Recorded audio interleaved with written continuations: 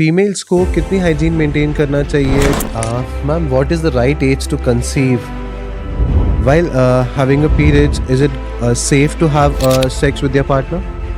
Women's को क्या क्या चीज़ें बेसिकली प्रिवेंट करके रखनी चाहिए जिससे बेसिकली उनको अबॉर्शन के चांसेस कम हो जाते हैं? वो 9 महीने नॉर्मल तरीके से गुजरे वो भी बहुत इंपॉर्टेंट है। शुरू के जो 3 महीने होते हैं सबसे फ्रजाइल पीरियड होता है। मैम, IUI और IVF में क्या डिफरेंस है? आप अपने लेवल पे कौन से टेस्ट कराएं, तो अगर जैसे आपकी फैमिली हिस्ट्री, जो बर्थ कंट्रोल पिल्स हैं वो वैसे तो बहुत सेफ होती है। इसको कैसे लेते हैं, like on the regular basis? So period cramps is very common problem who are not married. Irregular periods जो हैं वो एक सिम्टम है। अब वो इरेगुलर पीरियड किस समस्या की वजह से हो रही है ये हम तो ब्रेस्ट कैंसर है, अब ये एक गठान से चालू है। मेजर इश्यूज आप क्या देखते हैं जनरली फीमेल्स में कि इनफर्टिलिटी उन्हें क्यों हो रही है? एंड मैम, जैसे अभी 60 to 70% वुमेन्स को एनीमिया हो जाता है आज की डेट में। हाँ, आप अपने लेवल पे कौन से टेस्ट कराएं, तो अगर जैसे आपकी फैमिली हिस्ट्री, तो अगर आपके माता पिता अगर शुगर है या थायराइड है तो ये सारे टेस्ट आप अपने नॉर्मल लैबोरेटरी में जाके खुद ही करा सकते हैं। वेलकम दोस्तों, welcome to the yet another power pack episode of the Extreme Podcast, जहाँ हम बात करते हैं उन टॉपिक्स की जो रियल एंड रिलेवेंट है। आज का जो सब्जेक्ट है हमारा हर लड़की, हर वुमेन एंड हर एक कपल के लिए है, जो उनकी लाइफ का सबसे इम्पॉर्टेंट पार्ट है। आज हम डिस्कस करेंगे वुमेन हेल्थ के बारे में, प्रेगनेंसी से related, infertility and women gynaecology के कुछ सीक्रेट्स के बारे में। ऐसे टॉपिक्स हैं जो हर कपल्स के लिए बहुत इंपॉर्टेंट है, हर लड़की के लिए इंपॉर्टेंट है। सो आइए दोस्तों, आज हमारे साथ हैं डॉक्टर निधि नागर। She is well known dynamic gynaecologist, highly experienced laparoscopic surgeon. The best part of this episode is she is completely dedicated towards the timeline of the she gives to somebody, because she is directly coming down from the hospital after delivering a baby. Please welcome ma'am.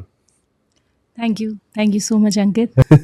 No, ma'am, this is the best part of yours, I believe, क्योंकि जिस dedication से आप इस episode पे आए हैं, and I really loved about it. Thank you. So, ma'am, जैसे मैंने क्वेश्चन पूछा था कि एक कॉन्ट्रासेप्टिव पिल्स कौन सी प्रेफर करनी चाहिए या सीधे गायनेकोलॉजिस्ट को रेफर करना चाहिए? देखिए, कॉन्ट्रासेप्टिव पिल्स का अगर कोई एडल्ट यूज़ करने से पहले अगर पहले गायनेकोलॉजिस्ट के पास जाके अपनी मेडिकल कंडीशंस बता के अगर यूज़ करेंगे तो वो ज़्यादा सेफ रहेगा।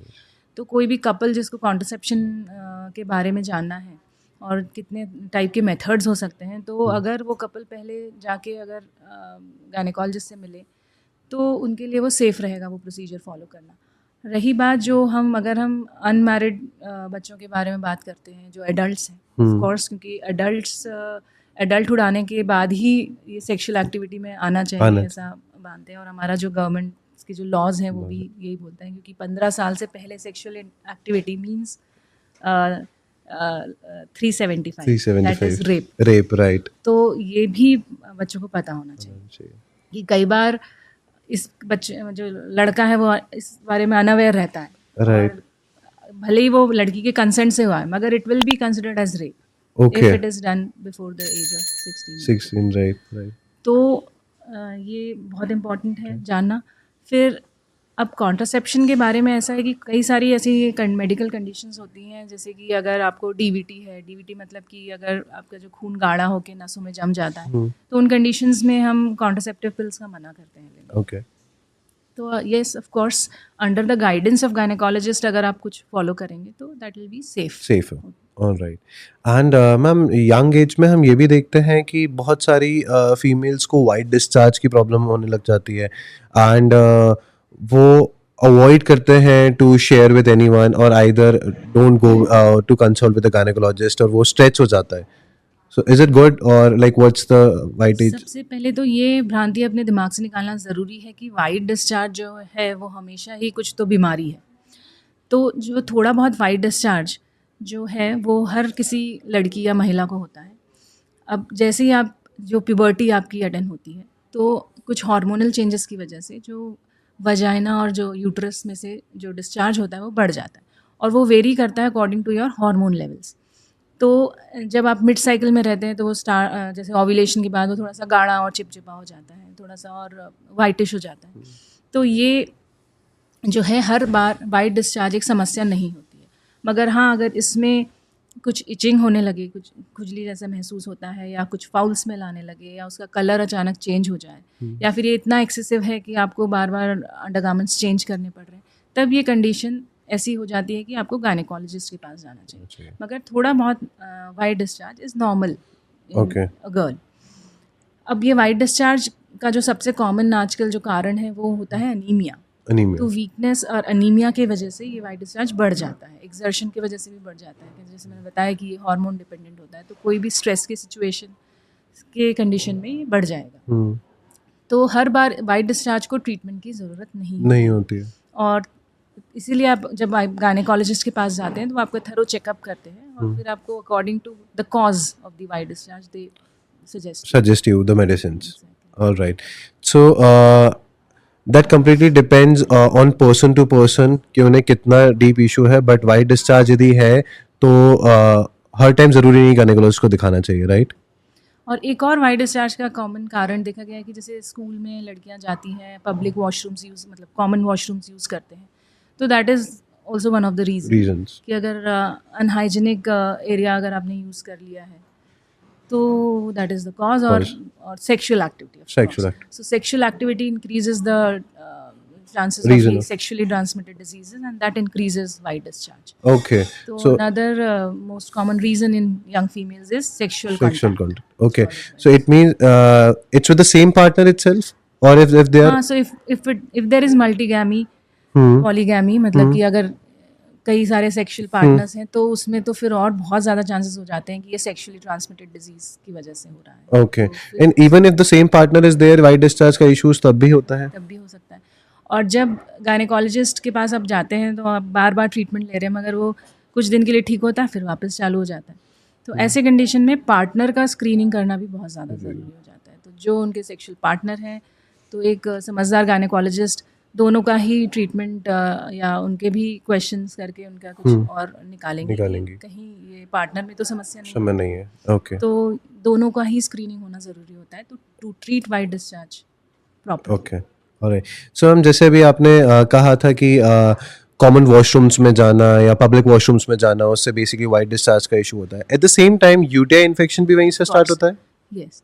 तो दोनों के कारण लगभग सेम ही है, मगर दोनों जो इन्फेक्शन है वो अलग पार्ट ऑफ बॉडीज़ में। तो UTI is the urinary tract infection. तो यूरिनरी ट्रैक्ट मतलब यूरिनरी ब्लैडर और जो यूरेथ्रा वो एक अलग पार्ट होता है बॉडी में, और वजाइना मगर दोनों बहुत आसपास होते हैं। तो जनरली यूरिनरी ट्रैक्ट इन्फेक्शन और वाइट डिस्चार्ज वाले प्रॉब्लम्स साथ ही साथ चलते हैं। सिमिलर। हाँ, तो और उनका कॉज भी साथ ही होता है। ओके। तो अब इसमें भी UTI again is because of using public washrooms, और this UTI is also because of transmitted from the partner. तो it is sexually transmitted as well. तो दोनों कंडीशंस में, और क्योंकि ये साथ ही साथ चलते हैं तो हमको UTI के लिए इन्वेस्टिगेशंस करना भी ज़रूरी होता है इन केसेस ऑफ वाइट डिस्चार्ज, ताकि हम कुछ कंकमिटेंट यूरिनरी इन्फेक्शंस तो नहीं है साथ में, वो भी हमको जानना ज़रूरी होता है। So how they can prevent from not happening this UTI or white discharge? So in sexually active couples, तो जैसे मैंने बताया कि sexual activity is the cause, तो उसमें यही है कि जैसे कई बार जब प्रेगनेंसी के लिए ट्राई कर रहे होते हैं तो वो जब जो फीमेल है वो यूरिन पास नहीं करने जाती आफ्टर सेक्सुअल कॉन्टैक्ट, या फिर वो क्लीन नहीं करेगी क्योंकि उसे लगता है कि वो जो स्पर्म्स और जो सीमेन है वो निकल जाएगा और मैं कंसीव नहीं कर पाऊंगी। तो ये बहुत बड़ा मिसकंसेप्शन है। Okay. तो after sexual activity you should wash your private parts, you should pass urine to avoid recurrence of urine infections. Okay. तो ये जो एक फॉलो करना चाहिए हर किसी को। इसमें ये नहीं कि आप अगर खड़े हो गए और यूरिन पास करने चले गए तो वो सीमन पूरा निकल जाएगा और आप प्रेग्नेंट नहीं हो पाएंगे। तो ये So that's a myth. ऐसा नहीं है, that is a myth. Okay. Alright. Because ये जनरली नहीं होना चाहिए, एंड ये अवेयरनेस लोगों को बहुत ज़रूरी है that if they are going and making themselves kill, तो वो हाइजीन बेसिकली मेंटेन करने से आगे उन्हें बेनिफिट्स है। एंड मैम तो जनरली जैसे आपने भी हाइजीन की बात की, एंड सो फीमेल्स को कितनी हाइजीन मेंटेन करना चाहिए to avoid mishappening in regular life? Very apt question I would say, क्योंकि अभी क्या होता है नहीं, हाइजीन हम बहुत बोलते हैं, फिर ओवर हाइजीन कभी कभार करने लगते हैं। तो over hygiene is again a cause of recurrent, जो बार बार जो वाई डिस्चार्ज और यूटीआई होते हैं। तो कई बार ओवर हाइजीन के चक्कर में लोग डेटॉल, सेवलॉन या ऐसे कई प्रकार के एंटीसेप्टिक सॉल्यूशंस यूज़ करने लगते हैं प्राइवेट पार्ट्स पे। तो उसकी वजह से वो और प्रोन हो जाते हैं इन्फेक्शंस के लिए। क्या होता है कि एक नॉर्मल हेल्दी बैक्टीरिया का रहना शरीर में बहुत ज़रूरी होता है। तो वो आपके स्किन में होते हैं, प्राइवेट पार्ट्स में अलग बैक्टीरिया होते हैं, यूरिनरी ट्रैक्ट में अलग बैक्टीरियाज होते हैं। तो अगर आप ओवर हाइजीन करने लगेंगे तो ये जो नॉर्मल हेल्दी बैक्टीरिया हैं, जो एबनॉर्मल बैक्टीरिया को ग्रो करने के लिए को अवॉइड करने के लिए बहुत ज़रूरी है, तो वो भी चले जाएंगे। अगर आप डेटॉल सेवलॉन लगाएंगे तो जो एबनॉर्मल बैक्टीरिया है वो तुरंत लग जाएंगे। इन अदर वर्ड्स हम ये बोल सकते हैं कि इसकी वजह से आपकी इम्यूनिटी कम हो जाती है। अगर आप डेटॉल की साबुन से नहा रहे हैं, डेटॉल या सेवलॉन, या आजकल बहुत मार्केट में इंटी वॉश, वी वॉश तरह के कई सारे प्रोडक्ट्स आते हैं जो आप एड्स देखकर लड़कियां खरीद लेती हैं और फिर वो कंटिन्यूसली यूज़ करती हैं। तो वो आपके नॉर्मल हेल्दी बैक्टीरिया को अफेक्ट करते हैं और यही कॉज होता है कि बार बार ये समस्या आती है। रहती है। So ma'am, according to you V wash use करना चाहिए या नहीं? वी वॉश या ये सब तब जब आपको इन्फेक्शन हो चुका है, तो वो कुछ समय के लिए हो सकता है आपकी गायनेकोलॉजिस्ट आपको एडवाइस करे, मगर ये हमेशा आपको रेगुलर यूज़ में तो बिल्कुल नहीं लाना चाहिए। तो कई बार मेरे पास आती हैं लड़कियाँ कि हम तो वी वॉश भी यूज़ करते हैं तो भी हमें बार बार होता है। तो सबसे पहले मैंने यही सजेस्ट करती हूँ कि उसको बंद करो। जब आप उसको बंद करोगी तो शायद ये समस्या बार बार नहीं आएगी। या आप डेटॉल आजकल आते हैं ना कि या सेवलॉन डेटॉल से नहाइए, बैक्टीरिया एकदम जीरो हो जाएगा। वो that is not at all 99.9%. हाँ 99.9%. Okay, so that's a myth की basic. All right. And generally ma'am, जैसे हाइजीन की ही बात हो रही थी यहाँ पे, and so basically सिर्फ हम बात करेंगे ओवरऑल हाइजीन को मेंटेन कैसे किया जा सकता है इन जनरल वे? हाँ, तो जब आप नहाते हैं, एक बार दिन में एक बार सभी नहाते हैं, तो उस नहाते वक्त कोई भी माइल्ड साबुन से आप नहाइए, ल्यूकवार्म वाटर या जैसा भी आप यूज़ करते हैं, और बहुत ही माइल्ड सोप से एक बार आप प्राइवेट पार्ट्स क्लीन कर सकते हैं। मगर हर बार क्लीन करना और ऐसे ही हार्श केमिकल्स वाले साबुन या सोप मटेरियल यूज़ करना is not Okay. And ma'am, let's jump into the situation of the couples. So generally ma'am, आपके OPDs में आप couples देखते हैं बहुत सारे, and they come to you to plan for the baby, or they come together for something. So एक generally couples जब baby plan कर रहे हैं, सो क्या उन्हें प्लानिंग करने के पहले गायनेकोलॉजिस्ट से रेफरेंस लेना चाहिए, और they should start before coming to the gynaecologist? So yes, according to me every pregnancy should be a planned pregnancy. तो जब हम प्लानिंग से कोई चीज़ करते हैं, वो हम प्रेगनेंसी को छोड़े हम किसी जनरल सिनेरियो में बात करें, तो जब जो चीज़ें हम प्लान करके चलते हैं तो हम अच्छे रिजल्ट पर पहुंचने की संभावना ज़्यादा होती है। तो ऐसे ही प्रेगनेंसी के साथ भी है। तो अगर हम प्लान करके चलेंगे तो हम जो फ्रूटफुल प्रेगनेंसी और हेल्दी प्रेगनेंसी की तरफ हम जा पाएंगे। तो येस, ऑफ कोर्स, कोई भी कपल जब प्लान करना चाह रहा है तो they should visit a gynaecologist, because बहुत सारे हम ऐसे इन्वेस्टिगेशंस और आजकल जो है क्रोमोसोमल एबनॉर्मेलिटीज़ और ये सब के, अगर हमें सब पहले से ही पता रहेगा तो हम अच्छी तरीके से प्रिपेयर होके फिर हम प्लान कर सकते हैं। अब जैसे फॉलिक एसिड है, तो फॉलिक एसिड हम 3 महीने बिफोर प्लानिंग चालू कर देते हैं। एक रूबेला वायरस की टेस्टिंग होती है, जो कि हम हर कपल को एडवाइस करते हैं कि आप अपना रूबेला इम्यूनिटी स्टेटस चेक कराइए, क्योंकि अगर रूबेला स्टेटस आपका है, इम्यून है अगर आप प्लान करेंगे प्रेगनेंसी, तो प्रेगनेंसी में आगे अबॉर्शन या फिर कुछ भी जेनेटिक इश्यूज आने के चांसेस कम हो जाते हैं। तो ये सब कुछ चीज़ें हैं जो हम पहले से ही कपल को एडवाइस कर लेते हैं, इन्वेस्टिगेट करते हैं। ओके मैम, आपके पास ऐसे कितने पेशेंट्स आते हैं जो बेसिकली उनके हस्बैंड्स उनके साथ नहीं आते हैं, वो सिंगल आते हैं, and they talk to you about like how we can get pregnant on that point? हाँ, सो जब वो ऐसे आते हैं तो मैं उनको नेक्स्ट क्वेश्चन ही बोलती हूँ कि अगली विजिट में ज़रूर हस्बैंड को लेकर आइए, because it is not your only right. हाँ, नहीं, ठीक है, गो ऑन। तो ऐसे जो भी कपल सिंगल महिला अगर आ रही है तो मैं उनको नेक्स्ट विजिट में यही बोलती हूँ कि अपने हस्बैंड के साथ आइए, because it's your both of your efforts. तो हमको ना सिर्फ महिला को ही कुछ टेस्ट है, बल्कि मेल के भी कुछ टेस्ट हैं। अब सपोज़ अगर महिला अगर RH नेगेटिव है, उसका ब्लड ग्रुप अगर नेगेटिव है, तो हमें हस्बैंड का ज़रूर स्टेटस देखना रहता है। अगर महिला को बीटा थैलेसीमिया ट्रेट है, तो हमें हस्बैंड का भी ज़रूर से देखना रहेगा कि इनका हीमोग्लोबिन पैटर्न नॉर्मल है कि नहीं। तो both couples should come together Okay. for the consultation related to infertility. Okay.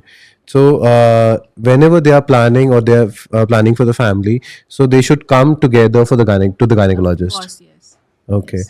And generally ma'am जैसे हम देखते आ रहे हैं हमारे इंडिया में कि हर बार दोष लड़की को ही दिया जाता है when it comes to not having a baby on that point and हम लड़के कभी भी नहीं जाते हैं उस पॉइंट पे और उनको ऐसा लगता है कि ये क्वेश्चन मार्क है हमारे पास कि हमें टेस्ट की क्या ज़रूरत है सो इज इट दैट कि लड़की ही रिस्पॉन्सिबल होती है बेबी प्लान करने में ऐसा बिल्कुल नहीं है, ये क्वेश्चन अराइज ही नहीं होना चाहिए। लड़कियां, देर आर द इनफर्टिलिटी के जो फैक्टर्स हैं वो हम mail factor infertility, female factor infertility, तो 40% मामलों में मेल फैक्टर इनफर्टिलिटी भी इन्वॉल्व होती है। तो मेल फैक्टर में वो जो सीमन क्वालिटी, सीमन में जो स्पर्म्स के कितना नंबर है, उसकी मोटिलिटी, उसकी मॉर्फोलॉजी, तो बहुत सारे फैक्टर्स हैं मेल साइड से जो हमको चेक करने रहते हैं। ओके फीमेल क्योंकि 60% रिस्पॉन्सिबल फीमेल रहती हैं, तो इसीलिए शायद ये मिथ है कि मतलब या ये धारणा है कि जो महिला के ऊपर ही सबसे पहला दोष मढ़ा जाता है, क्योंकि सबसे Okay. वही वल्नरेबल भी होती है, तो उस पर ही सब दोष मढ़ दिया जाता है। तो बिल्कुल दोनों को ही टेस्ट करना ज़रूरी है, दोनों के ही फैक्टर्स हमको देखने देखने ज़रूरी ज़रूरी होते है। हैं। हाँ, जब मेरी ओपीडी में ऐसे पेशेंट्स आते हैं तो जब हम मेल फैक्टर को इन्वेस्टिगेट करने का बोलते हैं तो सबसे पहले तो वही फ्राउन करके हमें देखते हैं कि अभी तो इनके टेस्ट आप कर रहे थे, अब हमारा, तो वो तो बहुत ज़रूरी है और उनको सीधे सीधे शब्दों में हम समझा देते हैं कि ये 40% केसेस में मेल फैक्टर इन्वॉल्व होता है, तो Right. आपका भी टेस्ट उतना ज़रूरी है। ज़रूरी है स्मोकिंग, अल्कोहल, ये ज़्यादातर अपने देश में तो मेल ही करते हैं, राइट तो समझ में आता है कि मेल की तरफ से ही प्रॉब्लम है। ऐसा कई सारे केसेस में हमको देखा। बट नहीं मैम आजकल ऐसा हो गया है कि फीमेल्स में हम देख रहे हैं they are more alcoholic they are more into the smoking part so क्या इससे इनफर्टिलिटी वुमेन्स में आ रही है Yes. So smoking and alcohol badly affects the fertility part of the thing. तो मेल्स में भी और फीमेल्स में भी। तो हम यहाँ पर ये भी बात उठाना चाहेंगे कि सिर्फ एक्टिव स्मोकिंग नहीं, पैसिव स्मोकिंग ऑल्सो अफेक्ट्स। अगर आप स्मोक नहीं करते मगर आपका दोस्त पास में बैठा है और वो स्मोक कर रहा है, तो that smoke is entering you, है ना। Right. आप जो एक्टिव स्मोक है वो तो फिल्टर से स्मोक कर रहा है उसका फिल्टर लगा होता है सिगरेट में, मगर जो पैसिव है तो उसका तो फिल्टर भी नहीं हो, तो डायरेक्टली वो ले रहा है हवा, तो वो भी अफेक्ट करता है। तो आपकी विसिनिटी में, आपके दोस्तों में भी कोई स्मोकर नहीं होना चाहिए। नहीं होना चाहिए तो स्मोक में निकोटिन होता है, निकोटिन अफेक्ट करता है स्पर्म की मोटिलिटी मोटिलिटी को, स्पर्म ओके की क्वालिटी को, ओके तो of course ये चीज़ें affect और सो मैम जैसे आजकल सिगरेट्स के साथ वैप भी चलने लगे हैं या हुक्का भी चलता है एंड पीपल टॉक अबाउट कि हुक्का वैप ये भी एक नॉर्मल है मतलब इससे फर्टिलिटी पे कोई इम्पैक्ट नहीं आता इज आजकल दैट तो ट्रू ये फैशन हो गया और यंगस्टर्स इसमें बहुत जल्दी फंस जाते हैं। तो फर्टिलिटी के अलावा भी आपके वैसे ही अफेक्ट कर रहा है बॉडी को। जब आप देखेंगे कि वैसे ही पोल्यूशन इतना है तो आपको एक्स्ट्रा स्मोक लेने की क्या ज़रूरत है, पूरे एनवायरनमेंट में स्मोक है। तो ऑफ कोर्स ये आप और ऐड ऑन कर लेंगे तो आपकी ऑल टुगेदर जनरल हेल्थ तो अफेक्ट हो रही है, फर्टिलिटी भी हो ही रही है, तो ये सब चीज़ें जो है बिल्कुल अवॉइड इंटेक नहीं करना चाहिए from now onwards I will not be surrounded with people who smokers careful about it. Ma'am so जैसे हम फर्टिलिटी की ही बात कर रहे थे यहाँ पे एंड बहुत सारी फीमेल्स आपके पास आती हैं इनफर्टिलिटी के केसेस को लेके सो उस केस में आपका क्या सजेशंस होता है या उनके क्या क्वेश्चनर होते हैं जनरली जो वो इनफर्टिलिटी को लेके आते हैं हाँ, तो अब जैसे सब आजकल एडवांसमेंट इन मीडिया की वजह से सब ओव्यूलेशन ट्रैकर्स और ये सब बातें करते हैं कि हम अपना ओव्यूलेशन ट्रैक कर रहे हैं। कुछ किट्स भी आ गए हैं जिससे वो ओव्यूलेशन टेस्ट कर लेते हैं, तो वो उस पे ज़्यादा डिपेंडेंट हो जाते हैं और वो उसको एज अ गोल लेने लगते हैं कि बस कि हम ये ट्रैक किया, आज ओव्यूलेशन हुआ, आज हमको इंटरकोर्स करना है हाँ कि आज हम साथ में रहेंगे, बाकी टाइम नहीं रहेंगे। तो ये भी हमको अवॉइड करना है।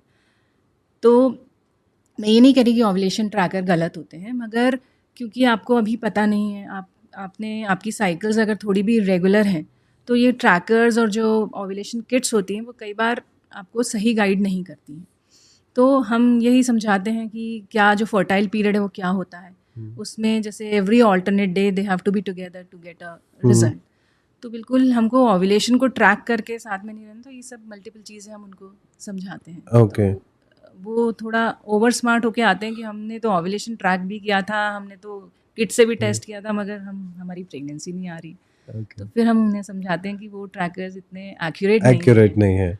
So you should consult a gynecologist Yes, for that. yes. All right. So ma'am basically जैसे अभी आपने बोला ट्रैकर की बात की and while they are planning for a baby, ये एक myth है कि फैक्ट है कि like while the couples are intimating with each other in the periods in the situation of period, so might be they have chances to get pregnant. No, so during periods, because the hormones are at the lower level, and after 14th day of ovulation, generally period starts. So during period, there is very less possibility or negligible possibility of getting pregnancy. So Okay. if an intercourse is done during periods, it's never going to cause. Okay. But yes, if it is irregular menstrual cycle or if she is continuously having bleeding or spotting अगर हो रही है prolonged, तब हम ovulation का नहीं बोल सकते। Okay. अगर जिनकी साइकिल रेगुलर है Hmm. तो उनमें वो जो 7 दिन जिसमें ब्लीडिंग होती है उसमें इंटरकोर्स करने से प्रेगनेंसी नहीं आती है। Okay. अगर हाँ इरेगुलर साइकिल्स में वी कैन नॉट से, तो Okay. उसमें कभी All भी right. ओव्यूलेशन हो Ovulation. सकता है। So, while having a period, is it safe to have sex with their partner? Yes, मगर थोड़ा सा hygienically the couple they avoid, मगर सेफ्टी तो है, but with proper hygiene they can go for it, there is no problem. All right. Okay. So, ma'am जैसे अभी हम बात कर रहे थे इनफर्टिलिटी के बारे में ही एंड मेजर इश्यूज आप क्या देखते हैं जनरली फीमेल्स में कि इनफर्टिलिटी उन्हें क्यों हो रही है? तो आजकल जो बहुत लेट एज ऑफ मैरिज हो गई है, अपना प्रोफेशनल लाइफ की वजह से वो डिले कर देते हैं प्रेगनेंसीज़ को। तो मोस्टली तो यही है कि लेट एज में प्लान कर रहे हैं। तो जब लेट एज में जो क्वालिटी और जो क्वांटिटी होती है एग्स की वो कम हो जाती है, जिसकी वजह से मोस्ट कॉमन कॉज तो आजकल यही है। इसके अलावा यही जैसे कि कुछ भी इंडल्जेंस है into smoking, alcohol, this also rapidly decreases your fertility. तो ये सब चीज़ों की वजह से इनफर्टिलिटी आजकल ज़्यादा दिखने लग रही है। Life styles because of obesity, तो ये सारी समस्याएं आजकल ज़्यादा उभर के आ रही हैं, जिससे कि इनफर्टिलिटी का बढ़ गई है। सो क्या इनफर्टिलिटी के ट्रीटमेंट्स अब बहुत एडवांस हैं so we can you know go ahead with the treatment and we can plan for the baby very soon?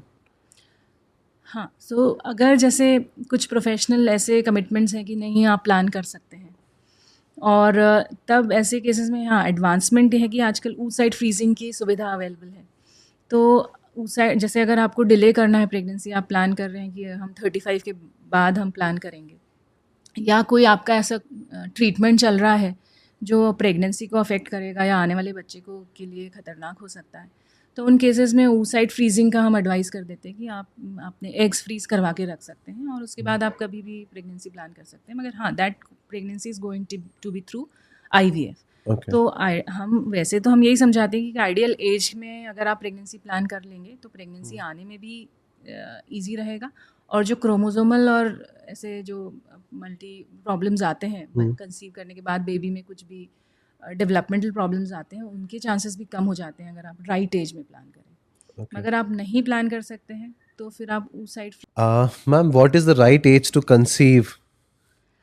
So with advancement in the techniques in artificial reproduction, तो right as तो मेरे ख्याल से couple को ही decide करना है, क्योंकि आजकल इतने प्रोफेशनल चैलेंजेस होते हैं, इतने मेंटल चैलेंजेस होते हैं, फिज़िकल चैलेंजेस होते हैं। तो जब आप पूरी तरीके से स्वस्थ हैं, मेंटली आप कैपेबल हैं प्लान करने के लिए प्रेगनेंसी, और आप जब फाइनेंशियली भी जब आप रेडी हैं, तब कपल ये सब सारे फैक्टर्स देख के प्लान करते हैं। तो राइट एज तो ये है कि 35 के पहले अगर आप प्लान कर लें तो between 25 to 35 years of age, this is the exact age. मगर किसी वजह से अगर ये डिले हो रहा है because of your professional commitments, या फिनेंशियली रेडी नहीं हैं, या भी आपकी कुछ ऐसी फिजिकल कंडीशंस हैं कि किसी बीमारी से जूझ रहे हैं, तब आप जैसे मैंने बताया कि अपना एग फ्रीजिंग करवा के रख सकते हैं, और फिर अकॉर्डिंग टू आपकी कंफर्ट लेवल आप प्लान कर सकते हैं। मैम ये एग फ्रीजिंग बेसिकली क्या प्रोसेस होती है एंड इसके फाइनेंशियल एस्पेक्ट्स क्या है? सो एग फ्रीजिंग के लिए जैसे हमें पता है कि ओवरीज में जो अंडे होते हैं वो सबके डिसाइडेड होते हैं, भगवान सबको डिसाइड करके अंडे भेजता है। जब वो अंडे अगर बहुत ज़्यादा संख्या में भेज देते हैं तो वो पॉलीसिस्टिक ओवरीज कहलाती हैं। पीसीओडी आपने सुना होगा, एक बहुत ही कॉमन समस्या है। हम्म, जब वो अंडे बहुत कम होते हैं तो फिर कंसीव करने में प्रॉब्लम आती है। तो जो अंडों की संख्या के बेसिस पे फिर उनको इंजेक्शंस दिए जाते हैं। इंजेक्शन मतलब कि एक साथ कई अंडों को ग्रो किया जाता है, और ये कितने इंजेक्शन किस में लगेंगे ये सबका पर्सनल बॉडी पे डिपेंड करता है कि कितने लगेंगे। और फिर जब इंजेक्शंस द्वारा अंडों को ग्रो कर लिया जाता है, फिर उनको एक अल्ट्रासाउंड गाइडेड बहुत ही पतली नीडल द्वारा शरीर से बाहर निकाल लिया जाता है। और तो हम मतलब एक बार में हम चाहते हैं कि कम से कम 10 से 12 अंडे फ्रीज़ हो जाएंगे, तो उनका फ्यूचर में प्रेगनेंसी के चांसेस अच्छे रहेंगे। तो 10 से 12 अंडे ऐसे ही शरीर से निकाल दिए जाते हैं और फिर उनको आईवीएफ लैब में फ्रीज़ कर लिया freeze कर जाता है। देता तो ये किसको कितने इंजेक्शन लगेंगे उस पे फाइनेंशियल एस्पेक्ट डिपेंड करता है। ओके तो लगभग 70 से 80 हज़ार के लगभग का खर्चा होता है। Okay, so it's the process of freezing your egg, and ये एवरी ईयर ऐसे ही चलता है या एक बार हमने नहीं, फ्रीज नहीं। कर लिए? एक बार आपने जो फ्रीज़ कर लिया बस वो एक बार का ही प्रोसीजर है। ओके, हाँ, ऑलराइट, वो अंडे फ्रीज़ कर लिए जाते हैं, फिर वो फ्रीज़ जो है वो कई सालों तक, वो 50 साल तक भी आप उनको फ्रीज़ करके रख सकते हैं। ओके, तो और फिर जब आपको वो ज़रूरत है उन अंडों को थॉ करते सो हैं, करते हैं। फ्रीज़ को थॉ किया जाता है। फिर थॉ करने के बाद में जब आप प्रेगनेंसी प्लान कर रहे हैं तो वो स्पर्म से उनको फर्टिलाइज़ किया किया जाता जाता है, फिर वो भ्रूण बनते हैं, एम्ब्रियोज़ बनते हैं, और फिर वो आईवीएफ द्वारा उसको भ्रूण को अंदर बच्चेदानी के अंदर गर्भाशय में प्लेस किया जाता है। That's really great ma'am. आज इतना एडवांसमेंट हो गया है कि it's a really good things to conceive for a girl, because आजकल बहुत वर्कोहॉलिक सिनेरियो है, everybody needs to grow in their careers, और आगे जाके उन्हें ऐसा लगता है कि हम इस एज में हैं जहाँ पे हम फाइनेंशियली और मेंटली अब फिट हैं, प्लान कर सकते हैं बेबी के लिए। For them obviously it's a good thing. That's really nice. So ma'am, जैसे अभी हम बात कर रहे थे इनफर्टिलिटी की, वैसे ही मेरे एक क्वेश्चन आया दिमाग में, दिस मैम, आईयूआई और आईवीएफ में क्या डिफरेंस है, एंड ये ट्रीटमेंट्स बेसिकली दोनों अलग अलग होते हैं? जी हाँ, बिल्कुल। सो आईयूआई जो है इंट्रा यूटराइन इंसेमिनेशन है, और जो आईवीएफ है वो इन विट्रो फर्टिलाइजेशन है। तो जब आपके फलोपियन ट्यूब्स ओपन है तभी हम अटेम्प्ट करते हैं इंट्रा यूटराइन इंसेमिनेशन का। तो intra uterine insemination is very similar to natural conception, जो नॉर्मल इंटरकोर्स के बाद में जितने चांसेस प्रेगनेंसी के रहते हैं किसी कपल में, उससे सिर्फ 20% का ही इंक्रीज़ होता है आईयूआई में। तो आईयूआई में क्या किया जाता है कि जो हस्बैंड के स्पर्म्स सीमन हैं उसको वॉश करके उसमें उनकी क्वांटिटी और जो उसका टोटल मोटिलिटी फैक्टर है, मतलब जो स्पर्म्स की जो आगे बढ़ने की क्षमता है वो बढ़ जाती है उस स्पेसिमेन में। तो वो एक सिरिंज में लेके, पोस्ट वॉश स्पेसिमेन को सिरिंज में लेके सीधे हम गर्भाशय के अंदर इंट्रोड्यूस कर देते हैं। Okay. तो वहाँ से जो स्पर्म्स हैं उनका रास्ता आधा हो जाता है। नॉर्मल इंटरकोर्स में जो स्पर्म्स हैं वो डिपॉजिट होते हैं वजाइना में, वहाँ से फिर वो अपने मोटिलिटी के द्वारा गर्भाशय को पूरा क्रॉस करके फिर फलोपियन ट्यूब में जाते हैं। मगर इंट्रा यूट्राइन इंसेमिनेशन में वो जो है हम सीधे स्पर्म्स को यूट्रस के अंदर छोड़ देते हैं, फिर वहाँ से उनको फलोपियन ट्यूब तक का रास्ता कवर करना रहता है। तो इसमें 20% प्रेगनेंसी रेट्स बढ़ जाते हैं। मगर जो उनका नेचुरल प्रोसेस है कि वो जो स्पर्म्स और जो ओवा मिलेंगे उसको वो पेनेट्रेट करके जो स्पर्म्स उसको फर्टिलाइज करेगा, वो सब प्रक्रिया नेचुरली ही होती है। आईवीएफ जो है वो इन विट्रो फर्टिलाइजेशन है। इन विट्रो मतलब कि बॉडी से बाहर ये प्रक्रिया हो रही है। तो इसमें सीधे स्पर्म्स को लेकर ओवा मतलब एग के अंदर डाल दिया जाता है, जिसको हम इक्सी कहते हैं। तो इसको एक सिरिंज द्वारा सीधे स्पर्म को ओवा के अंदर डाल दिया जाता है और वो फर्टिलाइज होकर भ्रूण बनता है, और ये शरीर के बाहर हो रही है प्रक्रिया, इसीलिए इसको इन विट्रो फर्टिलाइजेशन बोलते हैं। ओके। तो ये पेट्री डिश में जो एम्ब्रियोलॉजिस्ट होते हैं, जो आईवीएफ एक्सपर्ट्स के पास, वो ये प्रक्रिया करते हैं अपने आईवीएफ लैब में, और फिर भ्रूण बनाए जाते हैं। फिर उन भ्रूणों को कल्चर होने के लिए मीडिया के अंदर उनको रख दिया जाता है, और वो भ्रूण धीरे धीरे उसमें ग्रो करते हैं। तो अब डे 3 या डे 5 कितना हमको भ्रूण को ग्रो करना है, ये सारा कॉल होता है आईवीएफ एक्सपर्ट का कि किस में कब ट्रांसफ़र करना है। तो भ्रूण को बाहर बनाकर फिर किस स्टेज में ट्रांसफ़र करना है, और वो फिर ये सब डिसाइड करता है आईवीएफ एक्सपर्ट। और फिर वो जो बना बनाया जो बच्चा है, जिसको हम अगर ऐसी भाषा में बोले तो जो बच्चा है वो बाहर ही बन गया है, मगर उसको इम्प्लांट फिर यूट्रस में बाद में किया जाता है। तो ये इन विट्रो फर्टिलाइजेशन, और दोनों में बहुत डिफरेंस है। ओके, सो जनरली ये आईवीएफ कब प्रोसीड किया जाता है मैम, जब बेसिकली दोनों कपल्स का दोनों नहीं फर्टाइल हो पा रहे या दोनों फर्टाइल हैं लेकिन still they are not conceiving? Yes, तो आईवीएफ के बहुत सारे इंडिकेशंस होते हैं, बहुत सारे फैक्टर्स हमको टेक केयर करने पड़ते हैं। तो पहले तो जो फर्टाइल कपल्स बहुत ज़्यादा ट्रीटमेंट ले रहे हैं, उनको पहले ओव्यूलेशन इंडक्शन द्वारा उनको देखा गया, मतलब एग बनाने की दवाइयों से अगर वो कंसीव नहीं किए, फिर अगर आईयूआई के 6 से 7 साइकिल्स हो गए हैं फिर वो कंसीव नहीं किया, या कुछ ऐसे अनएक्सप्लेन्ड कॉजेज़ भी होते हैं। कई बार कॉज हमको पता होता है, फैक्टर हमको पता होता है कि हाँ इनमें ये समस्या, इनमें अंडों की कमी है या इनके फलोपियन ट्यूब्स ब्लॉक है, तो स्ट्रेट अवे हमको पता है कि ये प्रॉब्लम है, तो उस पर हम डिसाइड कर सकते हैं। जैसे अगर फलोपियन ट्यूब्स दोनों ब्लॉक है तो सीधे आईवीएफ के अलावा और कोई रास्ता नहीं हो जाता है। मगर अगर ट्यूब्स उनके ओपन है और कारण हमको समझ नहीं आ रहा, अनएक्सप्लेन्ड इनफर्टिलिटी है और कई सारे ट्रीटमेंट्स महिला पहले ले चुकी है और उनकी अंडों की संख्या धीरे धीरे कम हो रही, तब हम उनमें आईवीएफ का एडवाइस करते हैं। तो सबके लिए टेलर्ड अप्रोच होती है, सबका सब पर्सन टू पर्सन ये ट्रीटमेंट वेरी करता है कि किसको क्या ज़रूरत है, वो आईवीएफ एक्सपर्ट एग्जामिन करके ही बता पाता है। Okay, that's great ma'am. Ma'am एक बेसिक क्वेश्चन था, जैसे हम आईवीएफ अभी आईओआई की बात कर रहे थे, पीसीओडी और पीसीओएस में क्या डिफरेंस है? Because they are both having the same name, दोनों में क्या डिफरेंस होता है? तो पॉलीसिस्टिक ओवरी, सबसे पहले तो ये समझना जरूरी है कि पॉलीसिस्टिक ओवरीज जो है वो कोई बीमारी नहीं होती है।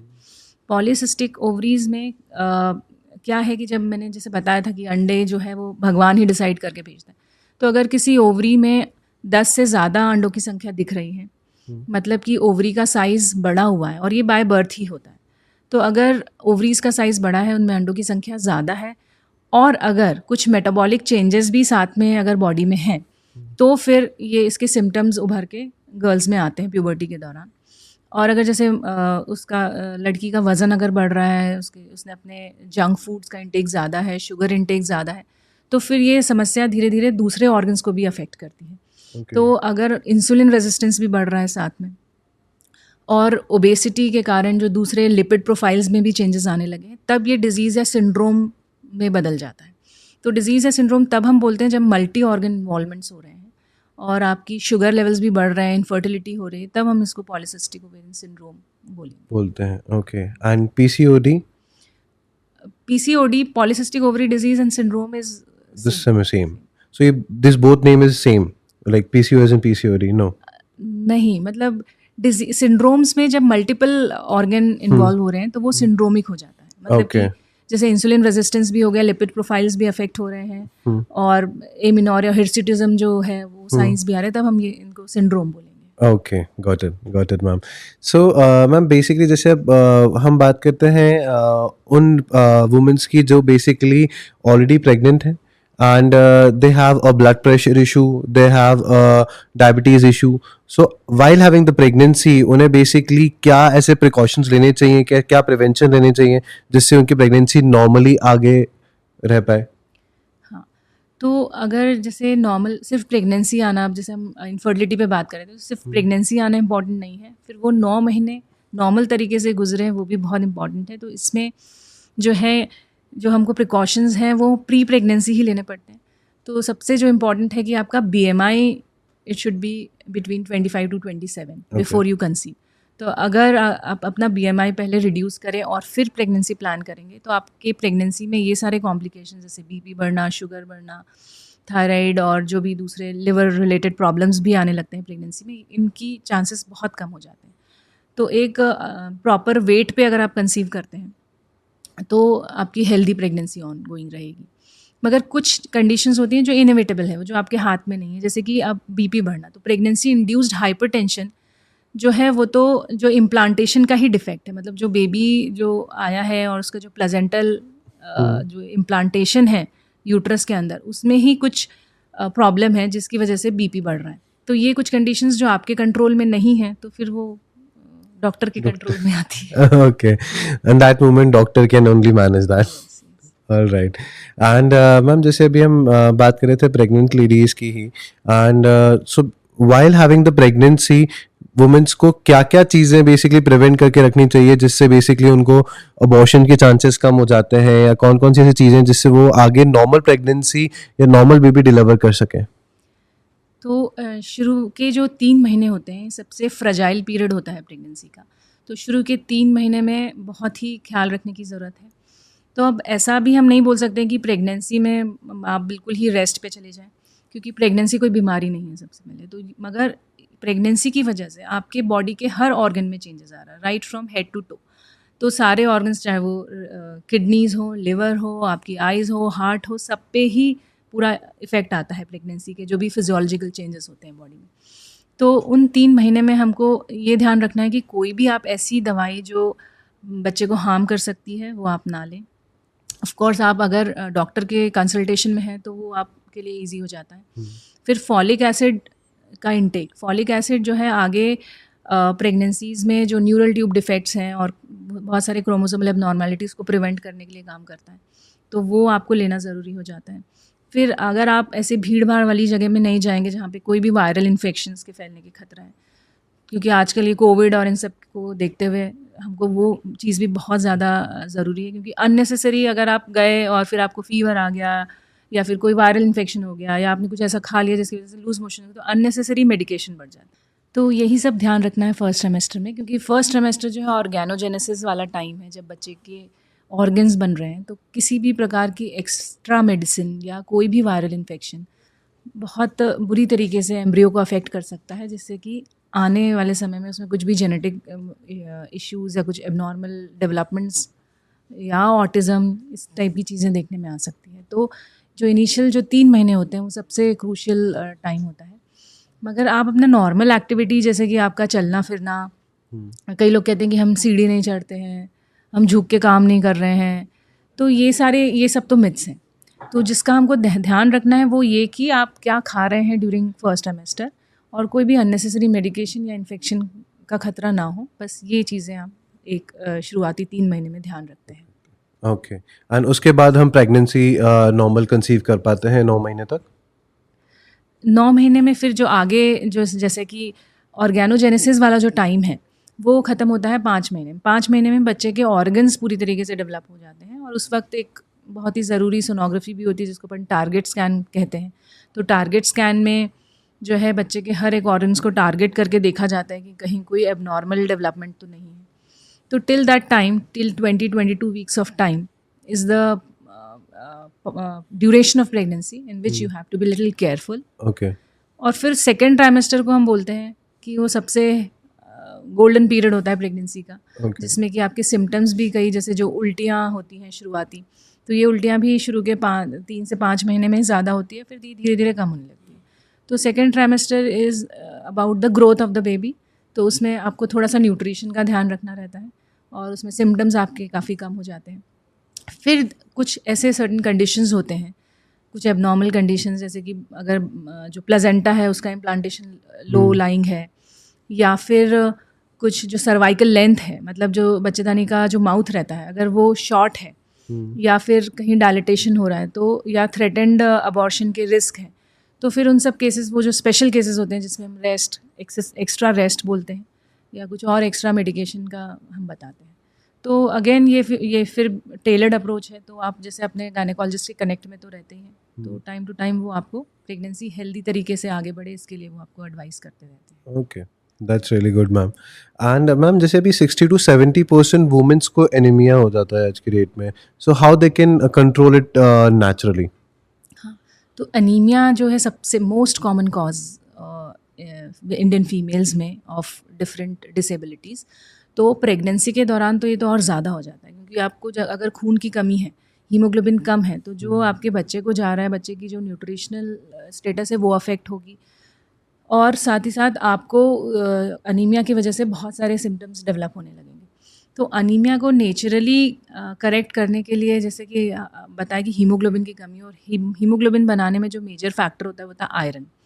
तो आयरन रिच जो वस्तुएं हैं वो अगर आप अपने डाइट में इस्तेमाल करेंगे तो ये अनीमिया को हम कम कर सकते हैं। अब अनीमिया के कई सारे रीजंस होते हैं, तो जो सबसे मोस्ट कॉमन है वो, जैसे मैंने बताया, आयरन डेफिशिएंसी। तो आयरन डेफिशिएंसी को कम करने के लिए हम ये कर सकते हैं कि जो फूड इनटेक कर रहे हैं, तो ग्रीन लीफी वेजिटेबल्स जैसे हो गए, तो उसमें आयरन की मात्रा ज़्यादा होती है, पालक, मेथी। इसके अलावा गाजर, चुकंदर, एप्पल, अनार, जिसमें कि आयरन प्रचुर मात्रा में मिलता है। और अगर आप अपने खाना बनाने की यूटेंसिल्स में भी चेंज करें, तो आजकल कास्ट आयरन के यूटेंसिल्स आ गए हैं, तो आयरन की कढ़ाई में अगर आप खाना बनाएंगे इंस्टेड ऑफ आपके जो सेरामिक या फिर जो स्टील की कढ़ाई है की जगह अगर आप आयरन की कढ़ाई या यूटेंसिल्स यूज़ करेंगे खाना बनाने के लिए, तो उसमें से वो आयरन का तत्व आपके खाने में आएगा और वो आयरन आपको मिलेगा। साथ ही जो सबसे इम्पॉर्टेंट हमको बात ध्यान रखना, जब आप आयरन खा रहे हैं तो वो आयरन आपकी हीमोग्लोबिन बनाने में यूज़ हो, एब्जॉर्ब हो, उसके लिए विटामिन सी का बहुत बड़ा रोल है। तो ये आयरन रिच आप वस्तु खा रहे हैं मगर आप उसके साथ चाय पी लेते हैं, तो आयरन एब्जॉर्प्शन रुक जाता है, या आयरन और कैल्शियम के टैबलेट्स आप साथ में रह रहे हैं तो वो आपके आयरन एब्जॉर्प्शन को कम करता है। तो आयरन एब्जॉर्प्शन बढ़ाने के लिए एक तो है कि चाय, कैफ़ीन, ये सारी इंटेक्स कम होनी चाहिए। आयरन की गोली कब खानी है? आयरन की गोली तब खाएं जब खाली पेट रहें, तो वो ज़्यादा अच्छे से आपके बॉडी में अवशोषित होता है।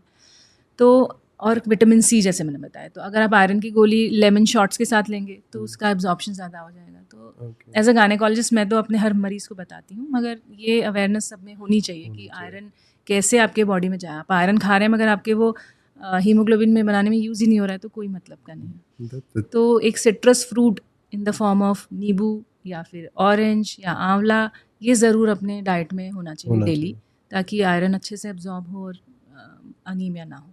दूसरा जो कॉमन कॉज है वो है कुछ भी पैरासिटिक इन्फेक्शन, जैसे जब गंदे पानी अगर हमारे पीने में आ गया या किसी गंदे हाथों से खाना खा लिया, तो हमको कुछ पैरासिटिक इन्फेक्शन हो जाता है। तो अगर आपके बॉडी में वो पैरासाइट्स हैं, कृमि जिनको हम बोलते हैं हिंदी में, तो अगर वो कृमि है तो वो आयरन ज़्यादा, वो कृमि ले लेंगे जो अंदर आपके पेट में है। तो एक इन कृमियों को नष्ट करने के लिए एक गोली डेहल अल्बेंडाजोल टैबलेट होती है, तो वो तो हर गवर्नमेंट ऑफ इंडिया भी वो सप्लाई करती है, तो वो एक कॉमन कॉज है। तो ये सारे मल्टीपल फैक्टर्स हैं। इसके अलावा कुछ जेनेटिक कंडीशंस भी होती हैं अनीमिया की। तो ये सबकी स्क्रीनिंग होती है प्रेगनेंसी के दौरान, और फिर according to type of anaemia हम ट्रीटमेंट देते हैं। Very good ma'am. So basically ये चीज़ें फॉलो करने के बाद हमें आगे कंट्रोल देखने में मिलेगा हमारे सिचुएशन में। बिल्कुल। और समय समय पर हीमोग्लोबिन का होना कि अभी कितना है, हर महीने आप हीमोग्लोबिन चेक करवाते रहिए। तो अगर हीमोग्लोबिन जो है वो 10 के ऊपर होना चाहिए, वैसे तो 12 के ऊपर हम कंसिडर करते हैं कि नॉर्मल, मगर 10 से 14 के बीच में नॉर्मल रेंज हम बोल सकते हैं। अगर किसी भी समय अगर हीमोग्लोबिन जो लेवल्स हैं वो 10 ग्राम के नीचे आ रहा है, तो आपको तुरंत अपने फिजिशियन और गायनेकोलॉजिस्ट से मिलना चाहिए, ताकि ट्रीटमेंट सही समय पर चालू हो जाए।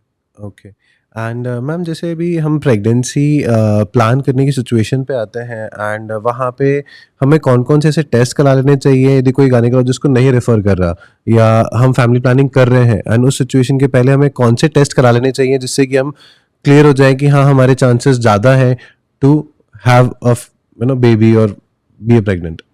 देखिए, आप अब ये जो है कि हाँ, आप अपने लेवल पे कौन से टेस्ट कराएं, तो अगर जैसे आपकी फैमिली हिस्ट्री है, तो अगर आपके माता पिता को अगर शुगर है या थायराइड है, तो ये सारे टेस्ट आप अपने नॉर्मल लैबोरेटरी में जाके खुद ही करवा सकते हैं। अब आईजीजी, रुबेला या प्रोलैक्टिन या और जो एडवांस टेस्ट है, वो तो आपके डॉक्टर असेस करने के बाद एडवाइस करेंगे। मगर थायराइड स्क्रीनिंग अगर हम पहले ही करवा लें अपनी, और शुगर स्क्रीनिंग हम पहले ही करवा लें, अपना वेट आप देख लें कि हाँ, आप करेक्ट बीएमआई में आते हैं कि नहीं कंसीव करने के लिए, तो ये सारी चीज़ें आप पहले अपने लेवल पे कर सकते हैं। और हीमोग्लोबिन चेकअप ऑफ कोर्स, तो हीमोग्लोबिन भी एक सही लेवल पे होना चाहिए जब आप प्रेगनेंसी प्लान करते हैं। 10 to 14 के अराउंड, हाँ, 10 to 12 के बीच में। Okay, that's good ma'am. So ma'am, जैसे अभी एक मेरे माइंड में क्वेश्चन आया था कि जब कोई प्लान करने जाता है baby, right, so sometimes few womens are there जिनके साथ कभी लाइफ में कुछ अब्यूजमेंट हुआ है एडल्ट सिचुएशन पे, या जब व्हेन दे आर किड्स, और या तो वो उस ट्रॉमेटाइज सिचुएशन से गुजरे हैं जहाँ पे they people try to do something with them, on that point they are not be able to give their 100% to their man or their husband or boyfriend. So उस सिचुएशंस में woman को क्या करना चाहिए? ऐसे क्या स्टेप्स हैं जो वो फॉलो करें जिससे वो नॉर्मलाइज हो सके? हाँ, तो ये वाली समस्या के साथ भी मेरे पास बहुत सारे कपल्स आते हैं ओपीडी में this is a very nice question.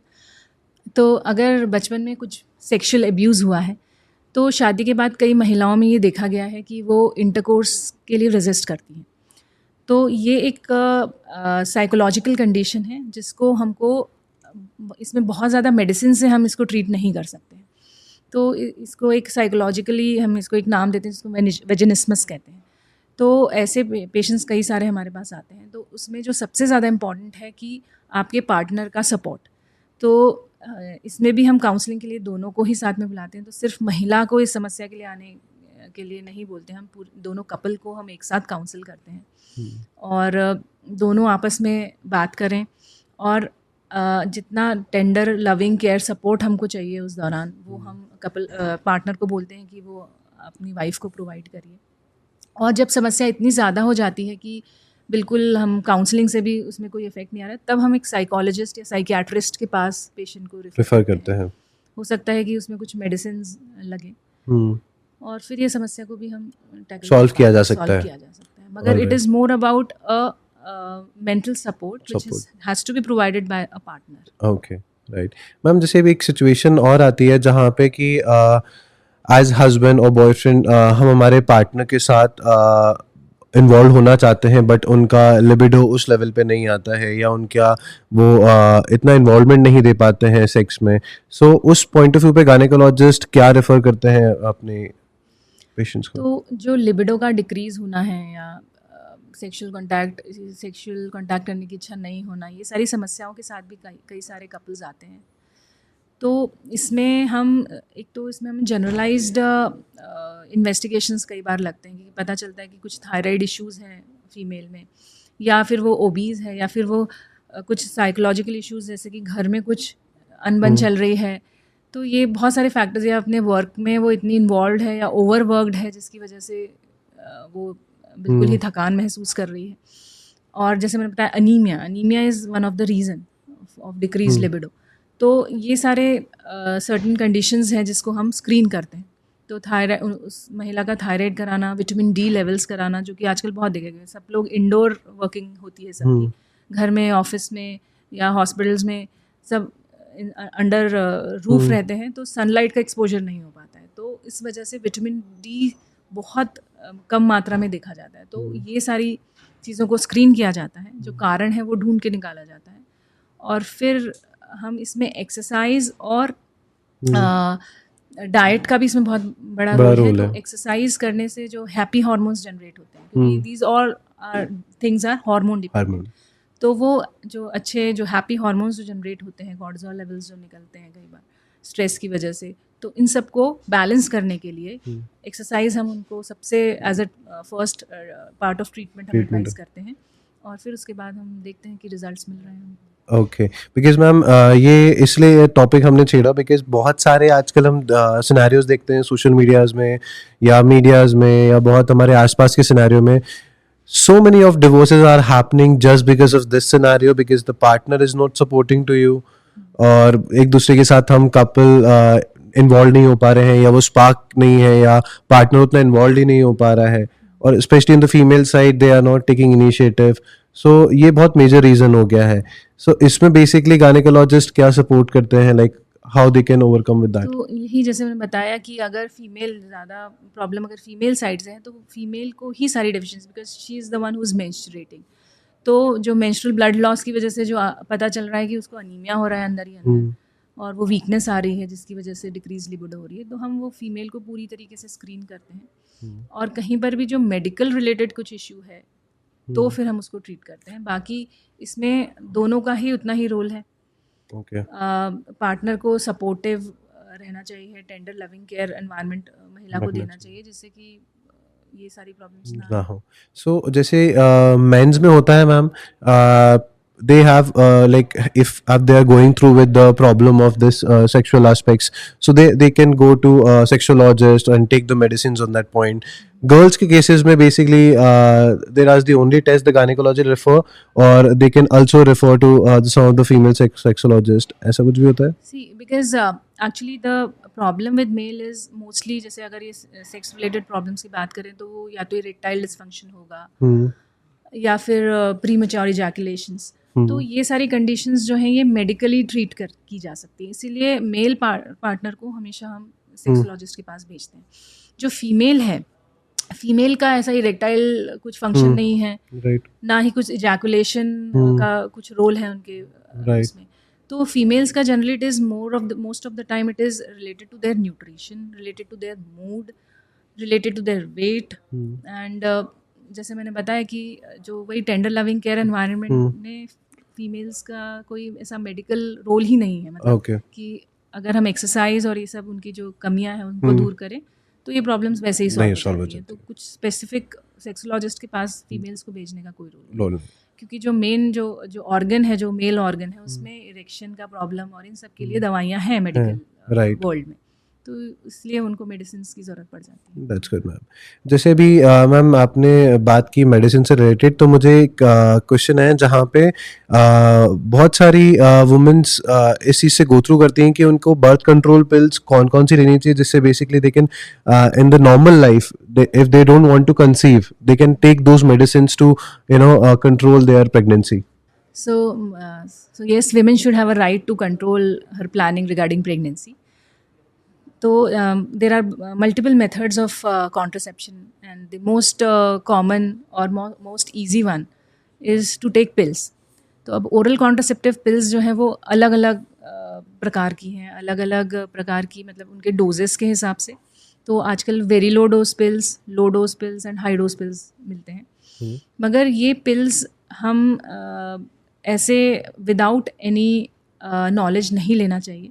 तो जब भी आप कोई कॉन्ट्रासेप्शन मेथड आपके लिए क्या सूटेबल रहेगा ये आप जानना चाहते हैं, तो it's better to visit your gynaecologist and then take according to her advice. तो क्योंकि जैसे मैंने बताया कि जो ओरल कॉन्ट्रासेप्टिव पिल्स होती हैं वो there are certain medical conditions in which these contraceptive pills are contraindicated, बिल्कुल दे ही नहीं सकते। तो अगर कुछ हार्ट डिजीज़ है या डायबिटीज़ है अनकंट्रोल्ड फीमेल को, या फिर डीवीटी की हिस्ट्री है, वही वीनस थ्रोम्बोसिस हो गए हैं, तो या फिर सिवियर माइग्रेन है, तो ऐसे पेशेंट्स को हम ओरल कॉन्ट्रासेप्टिव नहीं दे सकते। तो इसलिए बेस्ट है कि आप अपने गायनेकोलॉजिस्ट के पास जाइए और आपके लिए क्या सबसे सेफ रहेगा मोड ऑफ कॉन्ट्रासेप्शन वो आपके लिए डिसाइड करें according to your need and requirement. Ma'am birth control जब हमारे सामने हम बात आती है, सो बहुत सारी ऐसी वुमेन्स हैं जो रेगुलर बेसिस पे अपने पार्टनर के साथ इन्वॉल्व होते हैं and they don't want to get pregnant, और वो चाहते हैं कि हम रेगुलर बेसिस पे बर्थ कंट्रोल लेते रहें जिससे प्रेगनेंसी हमें ना हो। तो उस केसेस में कौन सी टेबलेट्स प्रेफरेबल रहती हैं? हाँ, तो जो बर्थ कंट्रोल पिल्स हैं वो वैसे तो बहुत सेफ़ होती है, मगर इनमें भी कई सारे स्ट्रेंथ के हिसाब से इनको हमने डिवाइड किया, जैसे very low dose pills, low dose and high dose pills, जिनका कि रोल भी अलग अलग होता है। तो अगर सिर्फ ये आप कॉन्ट्रासेप्शन पर्पस से ले रहे हैं तो very low dose pills advice की जाती है, क्योंकि इनके साइड इफ़ेक्ट्स कम होते हैं। हालांकि ये सारी पिल्स आपको अपने डॉक्टर के एडवाइस के बाद ही लेनी चाहिए, क्योंकि इन पिल्स के लेने के कुछ साइड इफ़ेक्ट्स भी हैं, और ये पिल्स किसी बीमारियों में बिल्कुल कॉन्ट्राइंडिकेटेड है। जैसे कि अगर अनकंट्रोल्ड डायबिटीज़ है, ब्लड प्रेशर हाई है, या फिर आपकी हिस्ट्री है कि कुछ थ्रोम्बोटिक इवेंट हुआ है, जैसे डीवीटी वगैरह अगर आपको हो चुका है, या सिवियर माइग्रेन अगर आपको है, तो ये सारी पिल्स उसमें नहीं लेनी चाहिए, अवॉइड करनी तो चाहिए। इट्स बेटर कि if you go to a gynaecologist and then she will decide कि which is the best method of contraception. मगर अगर हम ऐसे बात करें, अगर कोई ऐसा हाई रिस्क फैक्टर नहीं है, तो वेरी लो डोज पिल से आप स्टार्ट कर सकते हैं, जैसे कि फेमिलॉन, ड्रोनिस, ये आजकल जो टैबलेट्स हैं ये ओवर द काउंटर भी मिल जाती है without the prescription of the doctor. Okay मगर ये सारे high risk factors rule out करने के बाद ही आपको इसे अपने लेवल पे लेना चाहिए। ओके इसके अलावा माला डी मालाइन जो गवर्नमेंट सप्लाई में मिलते हैं, नोवेलॉन, ये थोड़े से हाई डोजेस वाले पिल्स हो जाते हैं, तो ये पिल्स भी आप ले सकते हैं। सो मैम इसको कैसे लेते हैं, like on the regular basis? तो जनरली ये जो कॉन्ट्रासेप्टिव पिल्स हैं ये आप या तो डे 2 या day 3 of your menstrual cycle, so considering first day of period as day 1, you should start it at day 2 या डे 3। तब से इसको बिना भूले अगर कोशिश करें कि सेम समय पर आप ले पाएँ, तो 21 से 28 डेज़ की ये पिल्स होती हैं। तो 21 डेज़ वाली बेसिकली बहुत ज़्यादा कॉमनली मिलती हैं। तो ये आपको रोज़ अपने पीरियड के सेकेंड डे से स्टार्ट करके रोज़ एक ही टाइम पे बिना भूले ये पिल्स आपको लेना रहता है। क्योंकि अब ये बिना भूले इसलिए मैं इसमें स्ट्रेस कर रही हूँ इस पार्ट पे, क्योंकि अगर आप ये 1 या 2 दिन अगर भूल जाते हैं लेना तो प्रेगनेंसी के चांसेस हैं, एक्सीडेंटल प्रेगनेंसी। ओह तो इसीलिए आप इसका समय निश्चित कर लें कि कब लेना है। तो best time I think is the bed time. After dinner आप अपने बेड पर ही रखिए। रोज़ आपको एक पिल खानी है बेड टाइम सोने से पहले, ये आप Okay. ध्यान रखिए। कभी किसी कारणवश या किसी फंक्शन की वजह से या पिल्स नहीं हैं या फिर नहीं खा पा रहे हैं, तो जो नेक्स्ट पिल है आपको तुरंत जैसे ही याद आया उस वक्त खानी है, चाहे सुबह हो रही है। सुबह में। तो अगले दिन अगर आपको याद आया तो सुबह वाली पिल आपने तुरंत खा ली, और जो रात वाली जो यूजुअल डोज है वो आपको लेना रहेगा। तो उस एक दिन में 2 पिल्स हो जाएंगी, ओके मगर उसमें फिर फेलियर रेट कम हो जाएगा। कम हो जाएगा। मगर हाँ 2 या 3 दिन से ज़्यादा अगर आपने मिस कर दी तो फिर आपको एक एक्स्ट्रा कॉन्ट्रासेप्शन मेथड यूज़ करना पड़ेगा। या तो कॉन्डम आप यूज़ कर सकते हैं ओके 7 दिन तक। 7 दिन तक। हाँ। ओके तो कुछ एक्स्ट्रा कॉन्ट्रासेप्शन मेथड अगर आपने 2 से ज़्यादा पिल्स मिस करी है ओके तो ये सब ध्यान रखने वाली बातें हैं। ऑलराइट। एंड मैम जैसे अभी आप मेडिसिन बता रहे थे, तो जैसे अब रेगुलर हम बर्थ कंट्रोल पिल्स ले रहे हैं, सो इससे क्या वुमेन्स की फर्टिलिटी उसमें भी इश्यूज आते हैं आगे जाके? नहीं, बिल्कुल नहीं। ये पिल्स बहुत सेफ़ हैं, और जो इनका जो इफ़ेक्ट होता है वो सिर्फ उसी साइकिल में रहता है। अगर आपने एक साइकिल इस महीने पिल लिया, अगले महीने से आपने लेना बंद कर दिया, तो वो महीने में आप कंसीव कर सकते हैं नॉर्मली। तो ये कभी भी आपके लॉन्ग टर्म फर्टिलिटी को बिल्कुल इफेक्ट नहीं करता है, ना ही आने वाले बच्चे में कुछ इसकी वजह से कोई प्रॉब्लम आएगी, ऐसा है। तो ये पिल्स बहुत सेफ़ होती हैं। ये आपके दूसरे कंडीशंस जैसे कि कई बार महिलाओं को पीरियड्स में बहुत पेन होता है, हेवी ब्लीडिंग होती है, क्लॉट्स पास होते हैं, तो ये सारी समस्याओं की भी टेक केयर करती है पिल्स। तो ये पिल्स का सिर्फ कॉन्ट्रासेप्शन पर्पस नहीं होता है। कई बार हम बहुत जिनको सिवियर डिस्मेनोरिया है या जिनकी साइकिल्स इरेगुलर है या हेवी ब्लीडिंग हो रही है, उनमें भी हम ये प्रिस्क्राइब करते हैं। मैम जैसे अभी आपने बात की पीरियड्स क्रैम्प्स की और हेवी ब्लीडिंग की, इस सिनेरियो में कौन सी ऐसी टैबलेट्स है जो नॉर्मल गर्ल्स को, वुमेन्स को लेनी चाहिए when they are going with heavy pain in their body? So period cramps is very common problem in young girls, mainly who are not married. तो उनमें जो पीरियड क्रैम्प्स हैं, यूजुअली पीरियड आने के एक दिन पहले से थोड़ा सा डिस्कम्फर्ट चालू हो जाता है। तो शुरुआत में मतलब अगर इनिशियल पेन है और माइल्ड फॉर्म का है, तो आप इसको जैसे कि हॉट वाटर बैग या फिर कुछ हॉट सूप्स और कुछ भी कॉफ़ी, इस टाइप की चीज़ें लेके उसको आप कंट्रोल करने की कोशिश करें। मगर इससे भी अगर रिलीफ नहीं हो रहा है, तब पेन किलर्स का रोल है। तो पेन किलर्स, क्योंकि ये जो क्रैम्प्स आते हैं ये मस्कुलर ऑर्गन में हो रहे हैं, तो ये आते हैं और जाते हैं। तो इसमें जो एंटीस्पाज्मोटिक पेन किलर्स है, जैसे कि मेफ्टाल स्पास बहुत कॉमन है, हर लड़की को पता है मेफ्टाल स्पास के बारे में। तो मेफ्टाल स्पास आप ले सकते हैं। कई लड़कियां ये भी पूछते हुए आती हैं कि हम मेफ्टाल स्पास ले रहे हैं, मगर ये हमको कोई नुकसान तो नहीं करेगी, हमें रोज़ लेना पड़ता है। मगर अगर पेन किलर आपको महीने में सिर्फ 1 या 2 दिन लेने पड़ रहे हैं, तो उसके कोई ऐसे प्रोलॉन्ग्ड या लॉन्ग टर्म साइड इफ़ेक्ट्स नहीं होते हैं जो आप उसकी यूज़ बंद कर दें। तो मेफ्टाल स्पास, पैमा स्पास करके कई सारी टैबलेट्स अवेलेबल हैं जो आप ड्यूरिंग पीरियड क्रैम्प्स आप ले सकते हैं। मगर अगर ये समस्या धीरे धीरे बढ़ती जा रही है पीरियड क्रैम्प्स की, या फिर आपको इंजेक्टेबल्स पे शिफ्ट होना पड़ रहा है कि ओरल टैबलेट से आपको फ़ायदा नहीं हो रहा, आपको इंजेक्शंस लगवाने की ज़रूरत हो रही है, तब आपको अपनी गायनेकोलॉजिस्ट को विजिट करना चाहिए, क्योंकि ये कई मेडिकल बीमारियों का इंडिकेशन हो सकता है, जैसे कि एंडोमेट्रियोसिस। तो एंडोमेट्रियोसिस एक ऐसी समस्या है जो कि बहुत ही साइलेंट वे में बढ़ती जाती है, और इसका एक यही सिम्टम रहता है कि बहुत ज़्यादा पेन होना। ओके तो वो समस्या अगर हम पहले ही पकड़ लें तो ये पीरियड क्रैम्प्स को हमेशा हर बार इग्नोर भी नहीं करना है। तो अगर ये सिवियरिटी इसकी बढ़ती जा रही है तो बिल्कुल आपको अपने गायनेकोलॉजिस्ट को विजिट करना चाहिए। मैम जैसे अभी आपने बात की थी कि ये बीमारी बहुत आगे जाके बढ़ भी सकती है। In the same format irregular periods जिसको होते हैं, और आगे जाके क्या ये एक सीवियर डिसीज को भी बदल सकती है? अब इरेगुलर पीरियड्स जो हैं वो एक सिम्टम है, तो अब वो इरेगुलर पीरियड किस समस्या की वजह से हो रहे हैं ये हमको देखना है। तो इरेगुलर पीरियड्स जैसे कि डिलेड पीरियड अगर हो रहे हैं तो वो पीसीओडी की वजह से हो सकते हैं। अब इरेगुलर पीरियड एडेनोमायोसिस में भी हो सकते हैं, जो कि एक प्रकार का एंडोमेट्रियोसिस है। तो जो इरेगुलर पीरियड्स हैं, हाँ, उसको भी हमको उतना ही स्पेसिफिकली देखना पड़ेगा कि किस कारण से हो रहा है। तो सबसे जो मोस्ट कॉमन जो तरीका होता है इसको देखने का, वो होता है अल्ट्रासोनोग्राफी। तो सोनोग्राफी द्वारा हम वो पेल्विक एरिया की सोनोग्राफी करके यूट्रस, ओवरीज में कहीं सिस्ट तो नहीं बन रहे हैं, ये सारी समस्याओं को स्क्रीन कर पाते हैं, और फिर अकॉर्डिंग टू द कॉज हम ट्रीटमेंट करते हैं। मैम जैसे आपने बात की सोनोग्राफी की, एंड मुझे याद आया जैसे nowadays breast cancers are very common, and everybody is I think very few ones, but they people are going through with that. अभी जैसे हम सुनते हैं एक सेलिब्रिटी हीना करके, हीना खान का भी, वो भी ब्रेस्ट कैंसर से भी गो थ्रू करा है, and they are covering with that. So हम कैसे उसको प्रिवेंट कर सकते हैं on the early stage, and how we can detect that? तो ब्रेस्ट जो कैंसर्स हैं, अब ये एक गठान से चालू होता है. तो जो सबसे पहला हम मरीज़ को कहते हैं कि अगर उनके फैमिली में कोई हिस्ट्री है या अगर नहीं भी है, तो breast self examination should be the part of their usual day to day practice में होना चाहिए. तो उसमें बस ये है कि आपको अपना ब्रेस्ट को पालपेट करना है. ओके. तो आप जब नहाते हैं तो उस टाइम में एक्सपोज होके मिरर के सामने आपको ब्रेस्ट पालपेट करके अंडर आर्म्स के एरिया तक कि कहीं कोई एबनॉर्मल अनयूजुअल गठान तो नहीं आपको फील हो रही है, वो आप स्क्रीनिंग आप अपने खुद के लेवल पे कर सकते हैं. ओके. इसके अलावा अगर निपल से कुछ डिस्चार्ज हो रहा है तो उन केसेस में आपको तुरंत विजिट करना चाहिए. निपल का शेप चेंज हो रहा है या फिर वहाँ की स्किन में कोई आपको चेंजेस दिख रहे हैं, कुछ भी डिस्कलरेशन हो रहा है या पकरिंग हो रही है, तो ये सब आप खुद ही नोटिस कर सकते हैं. तो आपके बॉडी में जो भी इनिशियल जो होगा वो आपको खुद को नोटिस करना है. तो breast self examination is a very important tool in screening, तो जो कि आप अपने घर पे खुद डेली कर सकते हैं. और उसके बाद ये जो ब्रेस्ट कैंसर की समस्या जनरली 35 ईयर्स के बाद में फीमेल्स को अपने ब्रेस्ट स्क्रीनिंग का जैसे जो हेल्थ चेकअप्स करवाते हैं तो उसमें अल्ट्रासाउंड्स करने चाहिए.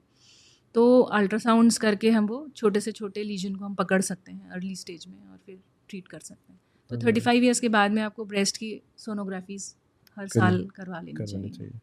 मैम ये ऐसी बात तो बहुत चलती रहेगी, बिकॉज बहुत सारे ऐसे क्वेश्चंस हैं जो हमने कवर नहीं किए हैं, but as we have the time issues, so I would love to go ahead with you on the second part, and I'm really thankful to you that you have come to the podcast, and we have covered so many of the topics which will